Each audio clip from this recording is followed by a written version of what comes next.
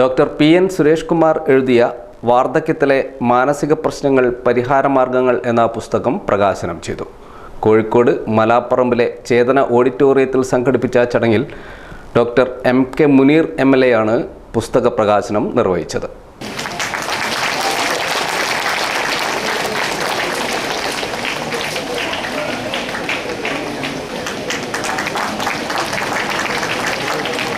ലോക ലഹരി വിരുദ്ധ ദിനത്തിൽ മലാപ്പറമ്പ് ചേതനയിലാണ് പരിപാടി സംഘടിപ്പിച്ചത്. Doctor MK. മുനീർ എം.എൽ.എ. പ്രശസ്ത എഴുത്തുകാരി ഡോക്ടർ ഖദീജ മുംതാസിന് പുസ്തകം കൈമാറിയാണ് പ്രകാശനം നിർവഹിച്ചത്. സുരേഷ് കുമാറിന്റെ വാർദ്ധക്യത്തെ പറ്റിയുള്ള ഒരു പുസ്തകം ഏറ്റുവാങ്ങാൻ കഴിഞ്ഞതിൽ വളരെ സമഗ്രമായിട്ട് സംസാരിച്ചു കഴിഞ്ഞു. സമഗ്രമായ പുസ്തകത്തിന് വളരെ സമഗ്രമായിട്ട് തന്നെ ഡോക്ടർ എം.കെ. മുനീർ പരിചയപ്പെടുത്തി കഴിഞ്ഞു. അതേപോലെ തന്നെ ഇന്നത്തെ ദിനത്തിന്റെ പ്രാധാന്യത്തെ പറ്റിയും ഡോക്ടർ കൃത്യമായിട്ട് പറഞ്ഞു.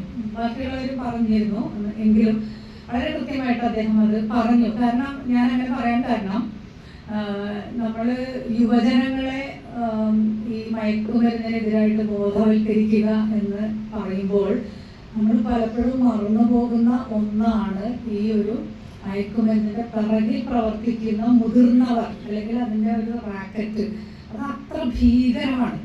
അപ്പൊ അതിനെ നമ്മൾ അഡ്രസ് ചെയ്യാതെ കുട്ടികളോട് ബോധവൽക്കരിച്ചിട്ട് വലിയ കാര്യമില്ല. പറഞ്ഞു കൊടുക്കാം, ബോധവൽക്കരിക്കാം, ഇങ്ങനെ ഒന്നുണ്ട്, ഇങ്ങനെ ഒരു ട്രാപ്പുണ്ട് എന്നൊക്കെ പറഞ്ഞു കൊടുക്കാം. അതിനേക്കാൾ ഉപരി ഈ ഒരു മയക്കുമരുന്ന് മാഫിയയെ പറ്റി കൂടി നമ്മൾ സംസാരിക്കേണ്ടതുണ്ട്. തീർച്ചയായിട്ടും മുനീറിനെ പോലെ ഭരണത്തിലൊക്കെ പങ്കാളിത്തം വഹിക്കുന്ന ആളുകൾക്ക് അതിൽ പ്രത്യേകിച്ച് പങ്കുണ്ട്.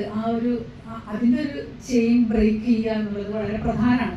മലാപ്പറമ്പിൽ പ്രവർത്തിക്കുന്ന ചേതന സെന്റർ ഫോർ ന്യൂറോ സൈക്യാട്രിക് റീഹാബിലേഷൻസിന്റെ ഡയറക്ടറായ ഡോക്ടർ പി.എൻ. സുരേഷ് കുമാർ ഇതിനോടകം തന്നെ മാനസിക പ്രശ്നങ്ങളുമായി ബന്ധപ്പെട്ട് നിരവധി പുസ്തകങ്ങൾ പ്രസിദ്ധീകരിച്ചിട്ടുണ്ട്. പുസ്തകത്തെ പറ്റി പറയുമ്പോൾ ആദ്യമായിട്ട് ടൈറ്റിൽ വാർദ്ധക്യം എന്നുള്ളൊരു വാക്ക് ഒരിക്കലും ഇതിന് പേര് കൊടുക്കരുതെന്നാണ് ഞാൻ സന്ദീപിനോട് പറഞ്ഞത്.